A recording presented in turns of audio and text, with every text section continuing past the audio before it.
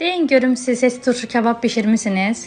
Bişirməmisinizsə mütləq şəkildə bir dəfə sınayın. Həm çörəklə, həm də aşla çox gözəl gedir. Əsasən Talış mətbəxinə aiddir, Cənub zonasına aiddir, amma bir çox bölgələrdə eləyir. Hətta badımcanla da bişirənlər var. Ətraflı YouTube-dan baxıb öyrənə bilərsiniz. Aşı dəmləyəndən sonra üzərinə avra kağız dəsmalları qoyuram ki, daha yaxşı dəm alsın. Bizə lazımdır 4 dəstə cəfəri, 2 dəstəsi yeməyin özünə gedəcək soğanla qovurmağa, 2 dəstəsi isə ətə vurulacaq.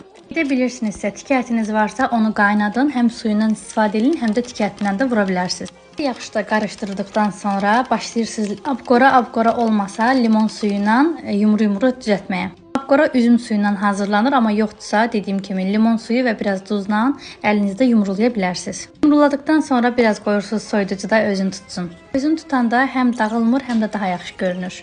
Biz xanımların gününün çoxu mətbəxdə keçirdiyə çalışmalıyıq ki, özümüzə rahat nə varsa əlinizin altında olsun. Buna görə də mənim seçimim avra kağız dəsmallardır. Yağ obdurmaq üçün, aş dəmləmək üçün, silmək üçün, qurulamaq üçün möhtəşəmdir. Bu da bu qaydada doğrayanda rahat olur, yapışmır bıçağa.